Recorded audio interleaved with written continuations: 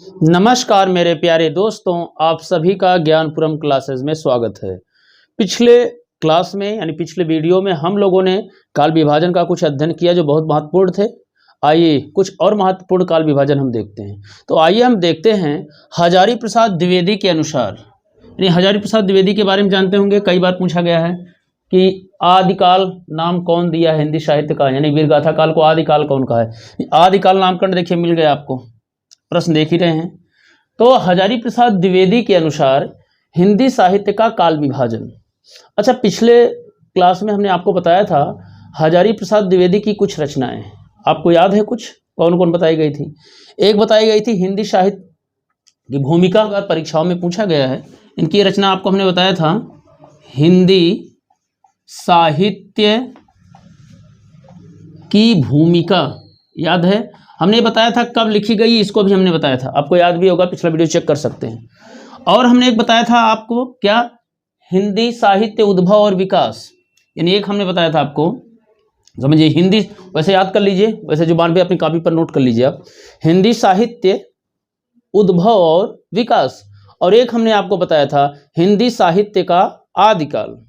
तो हिंदी साहित्य की भूमिका आप जानते हैं क्या है, इतिहास ग्रंथ उतना कहा नहीं जाता है। हिंदी साहित्य का आदिकाल इतिहास ग्रंथ पूरा संकेत कर नहीं पा रहा है। तो हिंदी साहित्य का उद्भव और विकास, इसी को हिंदी साहित्य के इतिहास की कोटि में रखने की कोशिश की जाती है। उसी के आधार पर मैं एक विभाजन लेकर चल रहा हूं। तो किसके आधार पर? ये तो हिंदी साहित्य की क्या हुई, हिंदी साहित्य का उद्भव और विकास है, के आधार पर मैं वर्गीकरण लेकर चला हूं। वो है क्या, हिंदी साहित्य, ये देखिए ऐसे अनुवाद समझिएगा, हिंदी साहित्य उद्भव और विकास, इसी के आधार पर मैं विभाजन किया हूं। ये भी 1952 की रचना है, इसी के आधार पर लेकर जाओ। पुस्तक को भी दिखा दे रहा हूं, इंपॉर्टेंट इसलिए देखिएगा, यही रचना है। क्या दिख रहा है? हिंदी साहित्य उद्भव और क्या है, विकास। तो हिंदी साहित्य उद्भव और विकास अगर आप देखें गौर से, तो ये 1952 की रचना हमने आपको बताया। अब इसी के आधार पर मैं आपको लेकर चल रहा हूं काल विभाजन, जो पूछा जाता है, कुछ परीक्षा में बहुत बार पूछा गया है। अगर आपसे पूछा जाए कि हजारी प्रसाद द्विवेदी ने आदिकाल का समय कब से कब तक माना है, तो आप बताएंगे 1000 ईस्वी से 1400 ईस्वी तक। क्लियर बात है?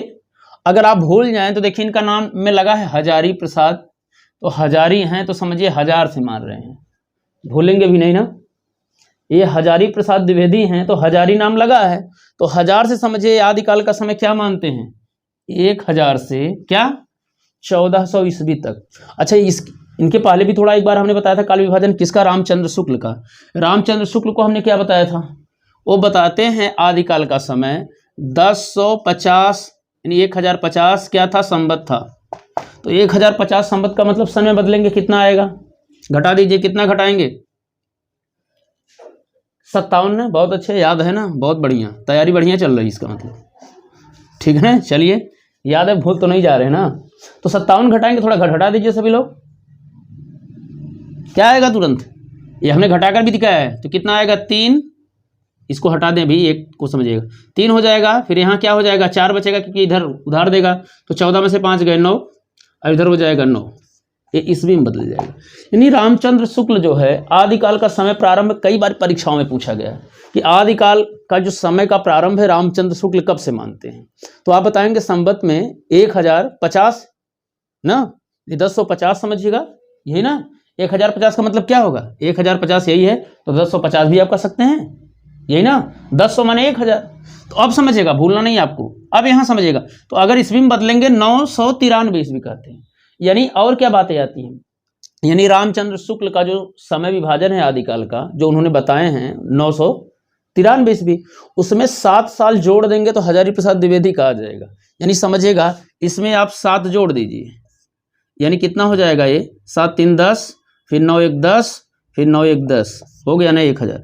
यानी हजारी प्रसाद द्विवेदी और रामचंद्र शुक्ल के आदिकाल के समय मानने में जो डिफरेंस है, जो अंतर है, जो कुछ दूरी दिख रही है, कितने साल की है, 7 साल की। यानी अगर आप हजारी प्रसाद द्विवेदी के जो आदिकाल का समय सीमा है उसमें से 7 साल घटा देंगे तो आ जाएगा कितना, 993। भूलना नहीं है। वो रामचंद्र शुक्ल का हो जाएगा तो हजारी प्रसाद को याद रखिएगा। हजारी प्रसाद द्विवेदी इसको यहीं से हिंदी साहित्य का आदिकाल का प्रारंभ मानते हैं। और 21 पुस्तक में बताएं, ये भी हमने बता दिया आदि। अच्छा, अगला है भक्ति साहित्य हमने लिखा। आप सोचेंगे भक्ति काल क्यों नहीं लिखा गया? आपके सामने एक प्रश्न आएगा ना कि हमने भक्ति काल क्यों नहीं लिखा। तो हजारी प्रसाद द्विवेदी की जो पुस्तक है, हमने क्या बताया, हिंदी साहित्य उद्भव और विकास, इसमें देखेंगे तो भक्ति काल ना लिखकर वो लिखे हैं भक्ति साहित्य। अब आपको ये भी दिखा दें जिसे त्रुटि ना आ पाए, आपको कुछ बातें कन्फर्म आ जाएं। अब देखिएगा, इनके बारे में बता दे रहे हैं। देखिए यहाँ लिखा गया है भक्ति साहित्य, इसलिए बहुत जगह लिखा मिलता है। इसको आप भक्ति काल ही समझिए, यानी इसको आप भक्ति काल ही समझिए, भक्ति काल। तो भक्ति काल के समय क्या मानते हैं? 1400 ईस्वी से 1700 ईस्वी तक, यानी 1400 से 1700 तक, ये यहां से मानते हैं। क्या मानते हैं देखिएगा, ये मैं दिखाना चाह रहा था आपको। देखिए यहां लिखा गया होगा, क्या लिखा गया, गौर से पढ़िएगा। ये बताते हैं कि वास्तविक हिंदी साहित्य का आरंभ, यानी वास्तविक हिंदी साहित्य का आरंभ यही मानते हैं। तो इस वजह से हमने यहाँ जैसा उन्होंने नाम दिया वैसा मैंने बताया। अगर कहीं आयोग पर ऐसा कुछ बातें आए, आपको ऐसा लिख कर दे और आप कहीं ये कहाँ से आ गए, आपको पढ़ाया ऐसे जा रहा है, क्योंकि मैं एथेंटिक पुस्तक का ही आपको जिक्र कर रहा हूँ, पढ़ा रहा हूँ, तो जो चीज़ें मूल है वही बता रहा हूँ, कोई फेक चीज़ें नहीं बताई जाएंगी। तो आप इसको भक्ति काल समझ सकते हैं, लेकिन लिखा गया है भक्ति साहित्य। तो इतना समय मानते हैं। अगला है रीति काव्य। आप कहेंगे रीति काल, तो इसको भी आप रीति काल ही समझिए, रीति काल। अब एक बार इसके बारे में भी बता दें, ये रीति, अब बार बार पुस्तक दिखाने कोई औचित्य नहीं, ओ रीति काल ना लिखें अपने पुस्तक में, ओ रीति काव्य ही लिखें। चलिए एक बार उसको भी आपको दिखा दे रहे हैं कि जिससे आपको लग जाए कि पुस्तक के बारे में, कि आपको कोई डाउट ना आए। बस ये कारण बताने का इतना ही है कि आपको थोड़ा विश्वास अच्छे ढंग से समझ में आ सके। देखिए लिखा गया है रीति काव्य, दिख रहा है ना, तो चलेगा समझिएगा। ये रीति काव्य मानते हैं, तो इसको आप रीति काल समझिएगा। तो रीति काल का समय मानते हैं कितना, 1700 से 1900 ईस्वी तक, तो इसको कोई डाउट नहीं। फिर देखिए ये आधुनिक काल, यानी शुरुआत में और अंत में काल इस्तेमाल किए, आदि काल फिर आधुनिक काल, लेकिन बीच में भक्ति साहित्य और रीति काव्य कहते हैं, लेकिन इसे भक्ति काल रीति काल आप समझिएगा। ठीक, आधुनिक काल ये 1900 ईस्वी से अब तक मानते हैं। अब इसको याद रखना, बहुत इजी है। देखिए बहुत सरल शब्दों में बांट दिए हैं। 1000 से कितना, 1400, यानी 400 साल का समय हो रहा है। अगर इसमें से घटाएंगे 1400 में से 1000 तो कितना होगा, 400 साल। अब 1700 में से 1 घटा देंगे 300 साल आ जाएगा। फिर 1900 में से इतना घटाएंगे 200 साल। अब देखिए क्रम से आ रहा है, 400 साल का समय मानते हैं, आदिकाल का समय हुआ 400 साल का, यानी यहाँ घटाएंगे 1400 में से 1000 तो बचेगा 400 ना, और फिर यहाँ 1700 मान रहे हैं अंतिम सीमा, तो यहाँ से 300 साल यहाँ तो, मतलब ये इनका यही बहुत इजी है, इजी वे में आप याद कर सकते हैं। 1000 ईस्वी से 1400 ईस्वी ना, और फिर 1400 से 1700, 1700 से 1900, 1900 से अब तक। बहुत आसान शब्दों में ये बता रहे हैं। तो ये ध्यान दीजिएगा, अगर कई बार परीक्षाओं में पूछा जाए कि हिंदी साहित्य को आदिकाल नाम कौन दिया है, देखिए नाम मिल गया यहाँ, कौन, हजारी प्रसाद द्विवेदी। हजारी प्रसाद द्विवेदी से बहुत क्वेश्चन पूछे जा रहे हैं, हमने इनके इतिहास के बारे में संपूर्ण चर्चाएं कर दिया, तो चलेगा। अब आइए हम अगला विभाजन देखते हैं। आइए अब हम लोग डॉक्टर रामकुमार वर्मा का हिंदी साहित्य का काल विभाजन देखते हैं। डॉक्टर रामकुमार वर्मा के बारे में आप सभी लोग तो जानते ही होंगे, बताने की कोई ज़रूरत नहीं है, यानी काफ़ी चर्चित। आप जानते होंगे कुछ एकांकियाँ भी आप पढ़े होंगे, याद है ना। तो चलिए अब इनका देखें हम। डॉक्टर रामकुमार वर्मा के अनुसार हिंदी साहित्य का काल विभाजन। डॉक्टर रामकुमार वर्मा की पुस्तक का क्या नाम है? अगर आप लोगों से पूछा जाए तो क्या बताएंगे? हमने पिछले वीडियो में भी बताया है, चर्चा किया है, तो आप लोग बताएंगे। थोड़ा कुछ लोग डाउट में आ जाते हैं कि जो डॉक्टर रामकुमार वर्मा ने पुस्तक लिखा है, यानी जो हिंदी साहित्य के इतिहास के अंतर्गत हम गिनते हैं जिसको लिखे हैं, उसका क्या नाम है और उसमें ये विभाजन किए कहाँ पर किए, ये दिक्कत कुछ लोगों में बनती है। तो ये बताइएगा उनके इतिहास ग्रंथ का क्या नाम है, बताएंगे आप लोग? एकदम गौर से बताइए सभी लोग, क्या है? डॉक्टर रामकुमार वर्मा की पुस्तक का क्या नाम है? हिंदी साहित्य का आलोचनात्मक इतिहास। यह भूलना नहीं आपको, हिंदी साहित्य का आलोचनात्मक, भूलना नहीं, एकदम याद हो जाए, आलोचनात्मक इतिहास। ये हमने बताया था लिखा भी कब गया है, 1900, ये लिखा कब गया है, 1938 में ना, 1938 ईस्वी में लिखा गया, ये बताएं आप। हिंदी साहित्य का आलोचनात्मक इतिहास, एक बार स्क्रीनशॉट ले लीजिए आप लोग, फिर बता रहे हैं। हिंदी साहित्य का आलोचनात्मक इतिहास कब लिखा गया है? 1938 ईस्वी में लिखा गया। अब समझिएगा, उसी 1938 ईस्वी में जो लिखा गया हिंदी साहित्य का आलोचनात्मक इतिहास है, इसी में विषय प्रवेश के अंतर्गत जो जैसे होता है ना पुस्तक में जब हम प्रवेश करते हैं, एंट्री करते हैं, उसी के अंतर्गत जो डॉक्टर राम कुमार वर्मा हैं ये बताते हैं कि हम राजनीतिक पट यानी राजनीतिक पट को देखते हुए हिंदी साहित्य के इतिहास को 5 भागों में बांट सकते हैं। और 5 भाग में कौन कौन बांटे हैं देखिएगा।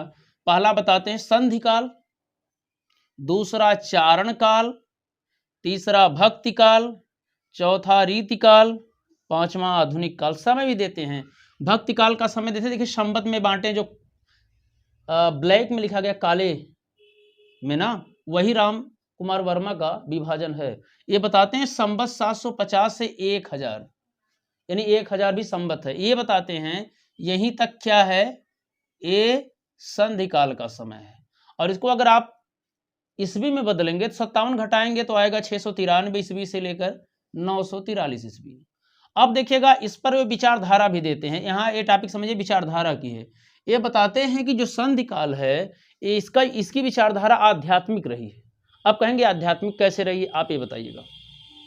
जैसे संधि काल में आप जानते होंगे कुछ सिद्धों का वर्णन आता है, जैन मुनियों का वर्णन आ रहा है। वो जो सिद्ध लोग हैं, जैन लोग हैं, यानी जो नाथ आप देखते हैं, अब जो भी इनको जोड़िए, सिद्ध लोग, जैन लोग, सब लोग आध्यात्मिक से जुड़े हुए हैं। तो इस वजह से इनकी विचारधारा में ये बताते हैं जो संधि काल की विचारधारा है वो कैसी है, आध्यात्मिक है। अगर आपसे भी पूछा जाए कि जो संधि काल की विचारधारा है वो कैसी विचारधारा है, तो आप क्या बताएंगे, आध्यात्मिक। देखिए कई बार वर्तनी भी पूछी गई है, आध्यात्मिक मत कहिएगा, आध्यात्मिक, ठीक है ना, लिखा गया आध्यात्मिक। कई बार वर्तनी भी पूछा गया परीक्षाओं में, तो इसे ध्यान दीजिएगा। दूसरा देखिएगा ये चारण काल। चारण माने हमने पिछले दिन आपको बताया था, चारण माने भाट भी होता है, जो प्रशंसा करते थे राजाओं का। तो उस काल में जो रचना हुई है उसका ये बताते हैं संवत 1000 से 1375, यानी संवत 1000 से 1375 बताते हो लौकिक है, एकदम लोक से संबंधित, यानी उसमें आध्यात्मिक चिंतन का उतना पुट नहीं कुछ मिलता। यानी राजाओं के दर मतलब अधीन रहकर, अधीन नहीं अधीन कहा जा रहा है, गौर समझिएगा। कई बार पूछा जाता है शुद्ध क्या है, अधीन होता है, आधीन होता है, तो शुद्ध समझिएगा अधीन होता है, अधीन, ठीक है ना, आधीन नहीं होता। अब समझिएगा तो इसकी जो विचारधारा है किसका, चारण काल की। चारण काल की विचारधारा कैसी है, लौकिक है। आपसे प्रश्न पूछा जाए अगर कि चारण काल की विचारधारा कैसी है, तो आप बताएंगे कैसी है, लौकिक है। चलिए अगला देखा जाए भक्ति काल। भक्ति काल में बताते हैं इसका समय 1375 यानी क्या है, संवत है से 1700 संवत ही हुआ। अब इसको अगर ईस्वी में बदलेंगे तो आएगा 1318 से 1643 ईस्वी।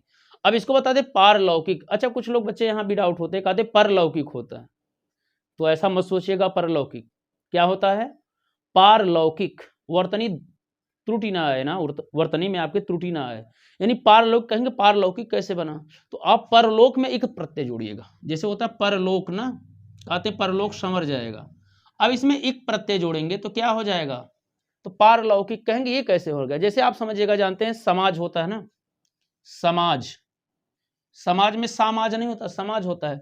जब इसमें एक प्रत्यय जुड़ता है तो ये बन जाता है क्या, सामाजिक। तो जैसे साप्या की मात्रा बढ़ गई, वैसे परलोक में पारलौकिक, जैसे इतिहास में जब जुड़ता है तो ऐतिहासिक हो जाता है ना। जैसे हम लोक में जोड़ेंगे तो लौकिक हो जाएगा, ठीक ना। जैसे हम जोड़ते हैं सर्वजन में तो सार्वजनिक हो जाता है। तो इतिहास हम जोड़ते हैं विज्ञान धन एक वैज्ञानिक हो जाए। तो एक प्रत्यय जुड़ने से समझिए कुछ ऐसी बातें आ रही हैं। तो पारलौकिक लिखा कौन है, राम कुमार वर्मा की पुस्तक में बता रहे हैं बातें।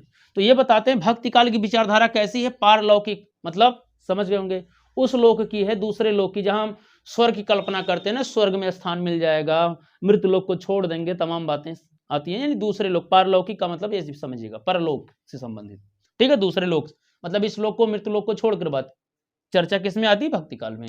जैसे आप सुनते होंगे ना कि बैकुंठ में स्थान पा गए, ये तमाम बातें, तो इस पृथ्वी लोक को ना छोड़कर वहां की बात की जा रही है।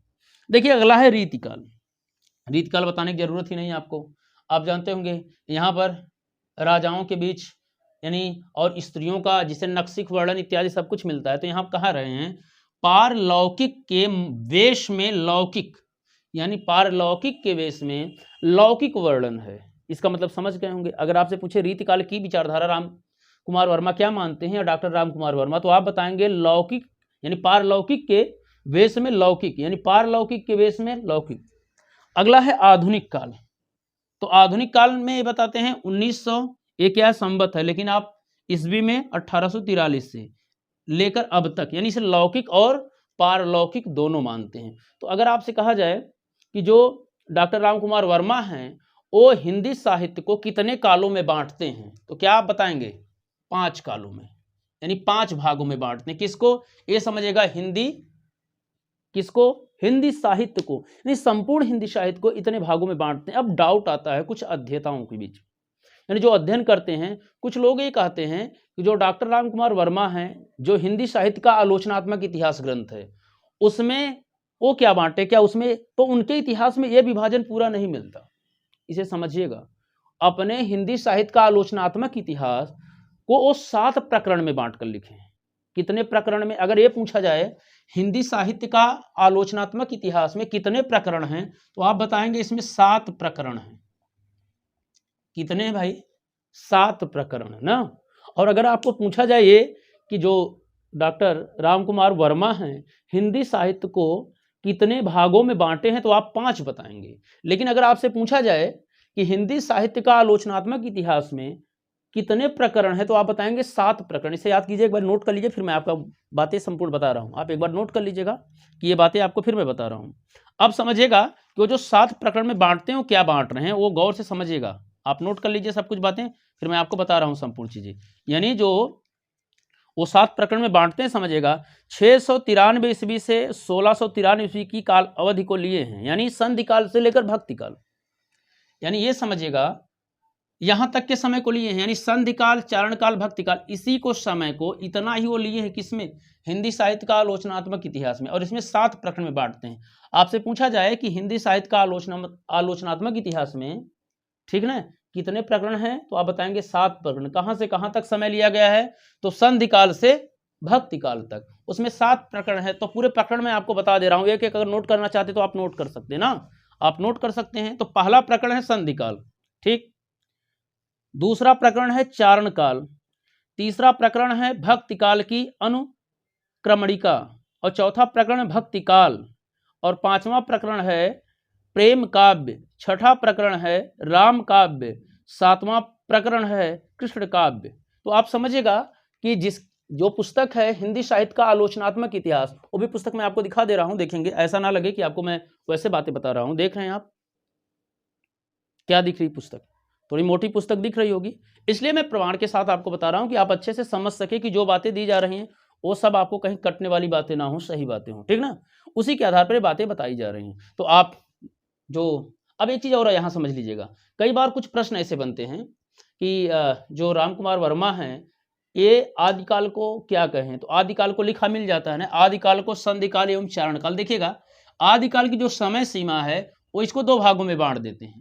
तो ये क्या बांटते हैं? संधि काल, चारण काल, दोनों को जोड़ देंगे, संधि एवं चारण काल तो कह देंगे, लेकिन संधि काल का समय उन्होंने अलग दिया है और चारण काल का समय अलग दिया है। हाँ, इसको दोनों को मिलाकर आप आदिकाल कह सकते हैं, ठीक ना। इसके बाद देखेंगे भक्ति काल, रीति काल, आधुनिक काल।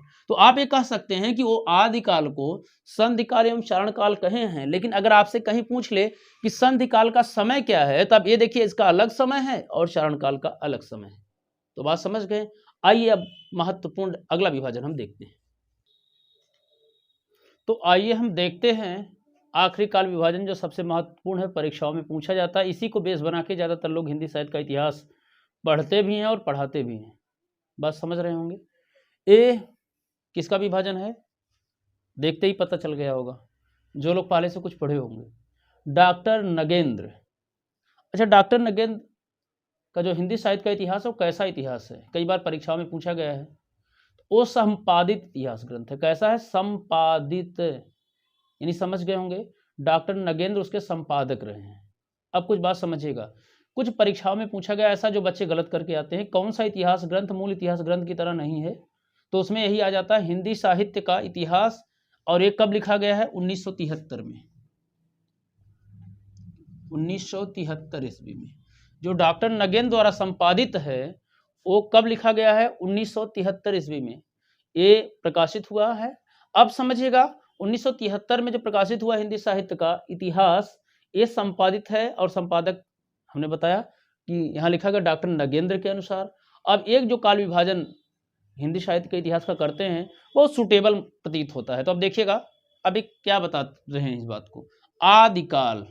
तो ये आदिकाल का समय बताते हैं 7वीं, देखिए लिखा गया 7वीं, शुद्ध लिखा कीजिए ना, 7वीं भी, कुछ लोग 7वीं लिखते हैं, तो 7वीं शती। अब देखिए शती लिखा गया है, अब वो सती मत समझिएगा, कुछ लोग बोलते भी ना सती, तो सती नहीं, अगर ये सती कर देंगे तो गड़बड़ हो जाएगा। सती प्रथा वाला समझ रहे होंगे, सती प्रथा ना कानून इत्यादि बना था, कब बना था ये इतिहास का प्रश्न है, आप जानते भी होंगे और जानना भी चाहिए। तो शती और सती, तीसरा सती का मतलब 100, यानी 7वीं सती। अब देखिए के मध्य से 14वीं सदी के मध्य तक, यानी 7वीं सती के मध्य से 14वीं सदी के मध्य तक। अच्छा, अब आपसे कहा जाए इसको आप, यानी किसको, यानी इस हिंदी साहित्य के इतिहास को, अब गौर से ये हम हटा दे रहे हैं यहाँ सती अंतर।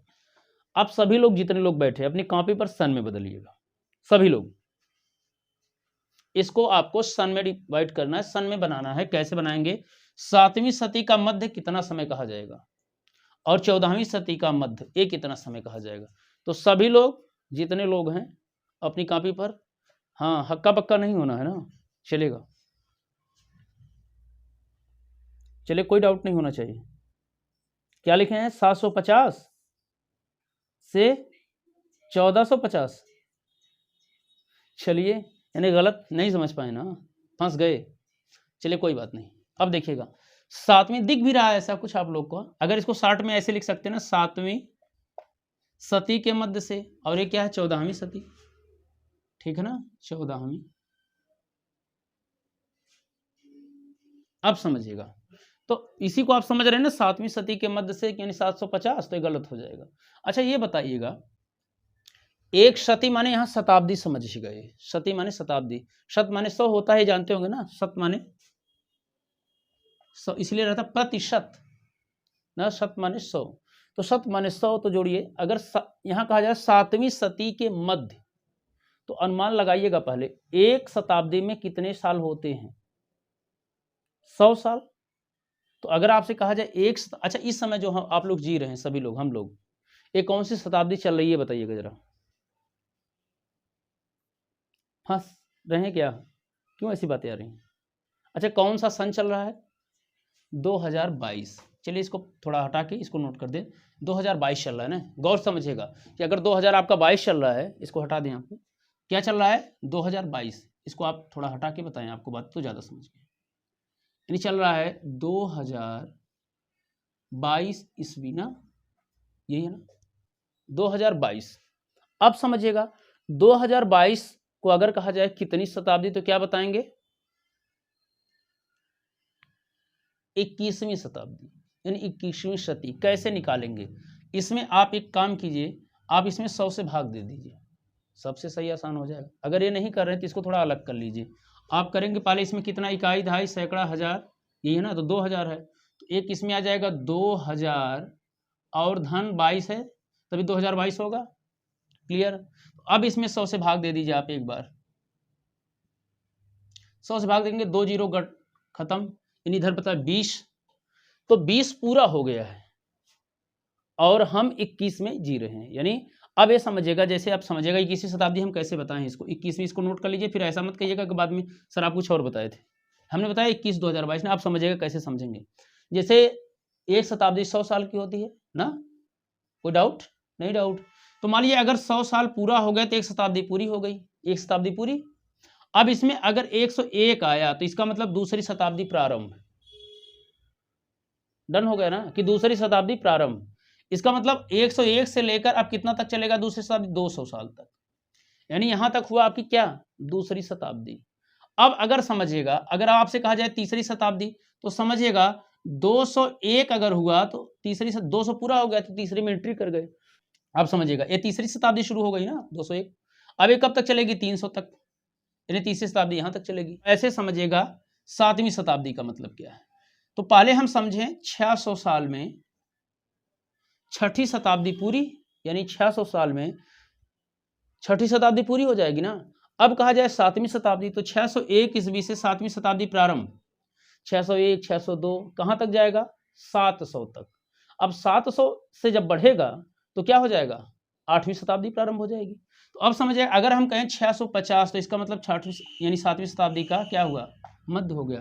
तो हम इसको समझ सकते हैं क्या, क्या बताइएगा, ये हो जाएगा 650 ईस्वी से क्या हो जाएगा, अब ये 14वीं शताब्दी है तो हो जाएगा 1350 ईस्वी। अब देखिए इसीलिए हमने बताया कि अब यहाँ 7वीं शताब्दी का मतलब 650, अब 14वीं शताब्दी का मतलब क्या होता है, तो 1400 माने 14वीं हो जाता है, लेकिन अब 1300 अगर पूरा हो जाएगा तो समझिएगा 13वीं शताब्दी पूरी, 1301 माने 14वीं शताब्दी शुरू, ठीक है ना। तो 1301 1302 1303 ऐसे चलेंगे जब, तो 1350 में 14वीं शताब्दी का मध्य हो जाएगा। वैसे समझिएगा जब हम करेंगे यहाँ तक तो 200 मतलब यहाँ 2000 है ना, 2000 में 100 से भाग करेंगे तो यहाँ 2 जीरो कट जाएगा, 20 बचेगा, 20वीं पूरी हो गई। 20वीं से जहां हम 2001 किए, 2001 इसका मतलब 21वीं शताब्दी में जीना प्रारंभ कर दिए। 2001 2002 2003 2004 2005 कहां तक जाएगी 21वीं शताब्दी, कहां तक चलेगी बताइएगा जरा। तो नहीं, 2100 ईस्वी यानी 2100 ईस्वी तक की 21वीं शताब्दी शुरू होगी। अगर 22वीं शताब्दी कब शुरू होगी पता है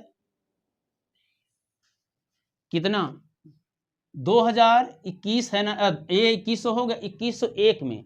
अब जैसे समझिएगा कैसे, 2100 में भाग दीजिए कितने का, 100 का, तो 100 का भाग देंगे तो ऐसे कट गया ना, तो 2100 पूरी हो गई। लेकिन जब 22वीं शुरू करेंगे 2101 जहां लगेगा 22वीं शताब्दी शुरू हो जाएगी। अब समझिए इसीलिए बता रहे हैं।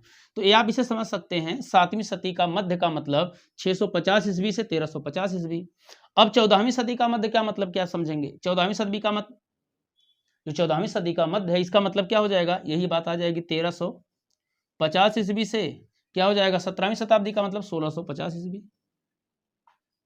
ठीक, एक इसका समय है भक्ति काल का। तो भक्ति काल के समय में डॉक्टर नगेंद्र द्वारा संपादित हिंदी साहित्य के इतिहास में क्या मिलता है समय, 14वीं सदी के मध्य से 17वीं सदी के मध्य तक यही समय है। तो आप इसको ऐसे देख सकते हैं, यानी 1650 से 1350 से 1650। अब देखिए रीतिकाल का जो समय है, रीतिकाल को कहते हैं 17वीं सदी के मध्य से 19वीं सदी के मध्य तक। अब देखिए इसको 17वीं सदी का मध्य का मतलब बदला ही गया है 1650 ईस्वी से कहां तक, 19वीं का मतलब 1850 ईस्वी तक क्या हो जाएगा 19वीं सदी का मध्य। अब देखिए आधुनिक काल को क्या ले रहे हैं, 19वीं सदी के मध्य से अब तक। तो अभी देखेंगे 19वीं सदी का मध्य का मतलब देखिए 1857 लगभग यही होगा मध्य का मतलब। अब 50 60 57 लगभग मध्य ले लिया जाता है।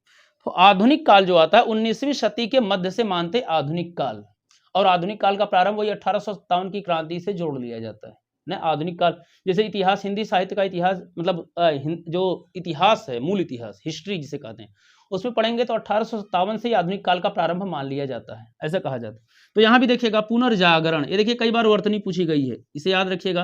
कुछ लोग क्या करते हैं यहाँ ये रा लगा देते हैं, ये जो उड़ंतुआ रा आप बोलते हैं, ये उड़ंतुआ रा तो लिखा नहीं मिलता, इसको बोला जाए रेफ रा, रेफ रा। तो ये जो रेफ रा है कुछ लोग ना पे लगा देते तो गलत हो जाएगा, तब हो जाएगा पुनर्जागरण। तो लिखना है पुनर्जागरण। अच्छा, पुनर्जागरण को अंग्रेजी में हमने बताया था रिनेसा कहा जाता है, चलेगा। तो भारतेंदु काल को पुनर्जागरण काल का इन्होंने बताया, जो आधुनिक काल इसको बांटे पहले पुनर्जागरण काल यानी पुनर्जागरण काल को भारतेंदु काल। अगर आपसे परीक्षाओं में पूछा जाए किस काल को पुनर्जागरण काल कहा जाता तो आप बताएंगे भारतेंदु काल को। अगर ये भी पूछे किस युग को पुनर्जागरण काल कहा जाता तो भी क्या बताएंगे, भारतेंदु युग को, ठीक है ना, पुनर्जागरण काल कहा जाता है। तो पुनर्जागरण का मतलब समझ गए, फिर से जागने के अर्थ में आगे बातें। अब ये समय क्या मानते हैं 1857 से 1900 ईस्वी तक। कोई दिक्कत किसी, देखिए ईस्वी है ये सब, इसे याद रखिएगा, ये संपूर्ण बातें ईस्वी में हैं। फिर जागरण सुधार काल, जागरण सुधार काल का समय क्या है 1900 से 1918। अब जागरण सुधार काल को कहते हैं द्विवेदी काल, यानी द्विवेदी, कई बार परीक्षा में पूछा गया द्विवेदी युग या द्विवेदी काल किसके नाम पर पड़ा है, बताइएगा आप सभी लोग। जब भारतेंदु किसके नाम पर, भारतेंदु हरिश्चंद्र के नाम पर पड़ा है ना, इसे गलती मत कीजिएगा, वनडे एग्जाम में बहुत बार पूछा जाता है। और साहित्य में जो विशेष चीजें होती हैं उसकी अलग चीजें हैं, कहाँ कहाँ। यानी आपसे पूछा जाए कि भारतेंदु काल किसके नाम पर पड़ा है, तो आप बताएंगे भारतेंदु हरिश्चंद्र। ठीक। अगर पूछा है द्विवेदी काल किसके नाम पर पड़ा है या द्विवेदी युग किसके नाम पर पड़ा है, तो क्या बताएंगे, हजारी प्रसाद द्विवेदी। गलत आंसर, महावीर प्रसाद द्विवेदी। ध्यान दीजिएगा, गलत ना हो, महावीर प्रसाद द्विवेदी। महावीर प्रसाद, महावीर नाम जैसा नाम समझिएगा महावीर, तो समझिएगा ऐसे ही याद रखिएगा, ठीक है ना। तो ये महावीर प्रसाद द्विवेदी के नाम पर क्या पड़ा है, द्विवेदी काल पड़ा है। और इसका दूसरा नाम क्या दिया गया है, जागरण सुधार काल। कई बार परीक्षाओं में कुछ लोग कंफ्यूज हो जाते हैं, तो ऐसी दिक्कतें ना है। ये 1900 ईस्वी से लेकर 1918 ईस्वी। अगला है छायावाद काल। तो छायावाद काल का क्या समय, 1918 से 1938। अब ध्यान दीजिएगा, एक कहीं कहीं आपको मिल सकता है 1918 ईस्वी से 1936 ईस्वी। कुछ लोग 18 साल का समय मानते हैं, कुछ लोग अगर आपको बहुतायत बार 1918 से 1936 मिलता है, लेकिन जो डॉक्टर नगेंद्र द्वारा संपादित पुस्तक है उसमें क्या है, हिंदी साहित्य के इतिहास में 1918 से 1938 मिलता है, लेकिन ये भी आपको मिलेगा, तो आप सावधान रहिएगा, ये भी सही माना जाता है। तो 1918 से 1936 क्यों मानते हैं, इसको मैं बता दूं। अच्छा, छायावाद के प्रारंभ अगर कहा जाए, छायावाद कई बार एग्जाम में पूछा गया है, चलिए आप बताइएगा सभी लोग। अगर आपसे पूछा जाए कि हिंदी में सर्वप्रथम छायावाद शब्द का प्रयोग कौन किया है, यानी छायावाद का प्रयोग कौन किया है, अगर ऐसा कहा जाए, या कहा जाए छायावाद शब्द के प्रयोक्ता कौन है, यानी छायावाद शब्द के प्रयोक्ता कौन है, तो आप किसको बताएंगे, मुकुटधर पांडे। नाम सुने हैं, नहीं सुने ना। मुकुटधर पांडे को छायावाद शब्द का प्रयोक्ता कहा जाता है। छायावाद की पहली रचना किसको माना जाता है, गौर से बताइए, कई बार एग्जाम में पूछा गया है। छायावाद की पहली रचना किसको माना जाता है, झरना को माना जाता है। झरना, झरना किसकी रचना है, जय शंकर प्रसाद, बहुत अच्छे, यानी तैयार कर रहे हैं आप लोग। ये कब लिखी गई, 1918 में। अब ये समझिएगा, यहीं से छायावाद का प्रारंभ मानते हैं कि 1918 में क्या लिखी गई, झरना। झरना को छायावाद की पहली रचना मानते हैं और झरना से ही छायावाद का प्रारंभ मानते हैं। तो अब 1918 से 1936 की जो बात चल रही है, अब इसको समझिएगा गौर से, 1918 से 1936 की बातें क्यों चल रही है। तो आप जानते होंगे 36 में एक रचना आती है युगांत। युगांत किसकी रचना है, ये समझिएगा, युगांत किसकी रचना है, हाँ, युगांत किसकी रचना है, सुमित्रा नंदन पंत। सुमित्रा नंदन पंत, यानी सुमित्रा नंदन पंत की रचना है, क्या है, युगांत। अब ये समझिएगा, युगांत 1900 किस में लिखी गई, ये 1936 में लिखी गई युगांत। 1936 में कौन सी रचना हुई, युगांत। युगांत से मतलब एक युग का अंत हो गया, और ये प्रगतिवादी रचना मानी जाती है, कौन सी, युगांत। तो छायावाद का अंत हो गया तो प्रगतिवाद का प्रारंभ हो गया। अगर आपसे कई बार प्रश्न पूछा गया है कि युगांत कैसी मतलब किस काल की रचना, तो आप बताएंगे प्रगतिवादी रचना है। युगांत इसलिए एक युग का अंत हो गया, इसलिए उसको किस में रखा गया है, युगांत। युग का अंत करके प्रारंभ हो रही, प्रगतिवाद में है, तो ये अगला प्रगति का समय ही आ रहा है। तो अब इसके बाद छायावाद वहीं से समाप्त हो जाए, इसलिए लोग मानते हैं क्या है कि 1936 में युगांत रचना आई है, तो युग का अंत हो गया, तो 1936 मानना चाहिए। क्लियर बात है। अब दूसरे लोग की और बातें समझिएगा। एक सांध्य गीत नाम सुनोगे, ये किसकी रचना है, महादेवी वर्मा की, सांध्य गीत। तो ये भी 1936 में लिखी गई, मतलब समझिएगा छायावाद का संध्या हो गई, यानी समाप्त हो गई। यानी सांझ माने जान रहे ना, संध्या माने सांझ। तो 1936 में तो कुछ लोग बताते हैं कि ये यहीं से समाप्त हो रहा है, तो समय क्या है, 1918 से 1936 मानना चाहिए। लेकिन जो संपादित पुस्तक डॉक्टर नगेंद्र द्वारा है उसमें 1918 से 1938 माना जाए। 20 साल का समय है, इसमें 18 साल का समय है। अब ये समझिएगा क्यों बताते हैं नगेंद्र 18, इनका भी कारण मैं आपको बता दे रहा हूं क्यों ये बता रहे हैं कि 1918 से 1938 समय। ये बताते हैं अपने पुस्तक में कि निराला की अनामिका 1938 में, ये बता रहे हैं बातें कि अनेक ऐसी रचनाएं संकलित हैं जो छायावादी संसार से आगे बढ़कर एक नए ठोस यथार्थ के निकट आने का प्रयास कर रही हैं। अब अनामिका रचना जानते होंगे कब निकली है। अनामिका जो मूल रचना देखेंगे तो अनामिका जो है 1923 की बातें आती है, 1923 ये अनामिका की जो पुस्तक। अब अनामिका दूसरे संस्करण में जो एक तरीके से जिसमें और रचनाओं को संकलित किया जाता है तो 1938 में आती है। 1938 ईस्वी और 1923 ईस्वी दोनों को याद रखिएगा। 1938 में अनामिका का दूसरा संस्करण आता है जिसमें कई रचनाओं को संकलित किया जाता है, कुछ परीक्षाओं में पूछा गया है। तो 1923 में अनामिका मूल रूप में आती है जो पहली बार छपती है, और 1938 में अनामिका द्वितीय संस्करण के रूप में आती है, जिसमें सरोज स्मृति है, सम्राट एडवर्ड के प्रति प्रेयसी, राम की शक्ति पूजा, रेखा, तोड़ती पत्थर इत्यादि रचनाएं इसमें संकलित की जाती हैं। तो अब समझिएगा गौर से आप कि जो रचनाएं इसमें संकलित, तो ये जो अनामिका का दूसरा संस्करण आता है, तो डॉक्टर जो नगेंद्र हैं यहीं से बताते हैं कि ये, समझिएगा बात को, यहीं से लाकर वो बताते हैं कि छायावाद का अंत ले लिया जा सकता है, यहीं से छायावाद में मोड़ आता है। तो हमने आपको बता दिया 36 से 38 एक 2 साल की बातें आई जाती हैं, और ये बता रहे हैं कि अनामिका यानी जो द्वितीय संस्करण 1938 में निकलती है में अनेक ऐसी रचनाएं संकलित हैं जो छायावादी संसार से आगे बढ़कर एक नए ठोस यथार्थ के निकट आने का प्रयास करती। तो ये 1938 से जब अलग आती तो यही बताते हैं ये प्रयोगवाद शुरू हो जाता है। मतलब 1938 से प्रगतिवाद की बातें आती हैं यहां तक, यानी क्या 1938 से यहाँ प्रगति, फिर प्रयोग काल आएगा। अब समझिएगा, तो 1938 मानते हैं, लेकिन आप 1936 भी याद रखिएगा, गलत ना हो। अगला है छायावाद उत्तर का, यानी छायावाद उत्तर में ये बताते हैं प्रगति प्रयोग काल, जिसका समय 1938 से 1953, फिर बताते हैं नवलेखन काल जो 1953 से लेकर अब तक। अब चलिए एक बार सरसरी निगाह से फिर देख लें, जो डॉक्टर नगेंद्र द्वारा संपादित पुस्तक है उसमें आदिकाल का समय 7वीं शताब्दी के मध्य से 14वीं शताब्दी के मध्य तक कई बार प्रश्न पूछा गया, तो याद रखिए। अगर भूल जाएं तो 7वीं से लेकर 14वीं, एक गाना 14वीं याद कर लीजिएगा, 14वीं की चांद हो या आबताब हो, याद है गाना? तो आबताब माने क्या होता है? सूर्य। तो चांद एक बार कभी बता रहा है 14वीं की चांद हो, यानी 14वीं वैसे कहता है वहां पर गाना में, 14वीं की चांद हो या आबताब हो। तो आबताब माने एक चांद बता रहा है कि सूरज बता रहा है, दोनों बातें आ रही हैं, तो समझ जाएगा, उसी से याद कर लीजिएगा। अगला बता रहे भक्ति काल, तो भक्ति काल का समय 14वीं सदी के मध्य से 17वीं सदी के मध्य तक, फिर रीति काल 17वीं सदी के मध्य से 19वीं सदी के मध्य तक, आधुनिक काल 19वीं सदी के मध्य से अब तक, पुनर्जागरण काल भारतेंदु काल जिसे कहा 1857 से 1900, जागरण सुधार काल जिसे द्विवेदी काल कहा गया 1900 से 1918, फिर छायावाद काल ये बता रहे 1918 से 1938, हमने बताया ये भी याद रखेगा 1918 से 1936। अब देखिएगा छायावादोत्तर काल जिसे प्रगति प्रयोग काल में बांटते हैं 1938 से 1953, और नवलेखन बताते हैं 1953 से अब तक। तो इसी के साथ आज काल विभाजन समाप्त हुआ ना। अब हम आपको अगले वीडियो में मिलेंगे जो परीक्षाओं में पूछे जा रही हैं उससे संबंधित बातें लेकर। तो अब समझिएगा ये टॉपिक यहीं समाप्त हो रही है ना। तो आप लोगों को ये विभाजन कैसा लगा, कैसे समझ में आया? थोड़ी क्लिष्ट बातें पहले की थी, उसको मैं बहुत जितना ढंग से होता सरल ढंग से आपको बताने की कोशिश किया, जिससे आप ये सब कुछ आसानी से समझ सकें।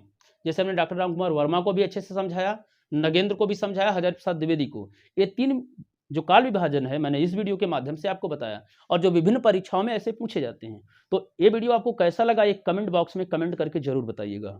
हाँ, और इस वीडियो को आप जानते हैं शेयर, लाइक, सब्सक्राइब कराना ना भूलें। फिर हम आपको अगले वीडियो में मिलेंगे जल्दी ही। नमस्कार, धन्यवाद, जय हिंद।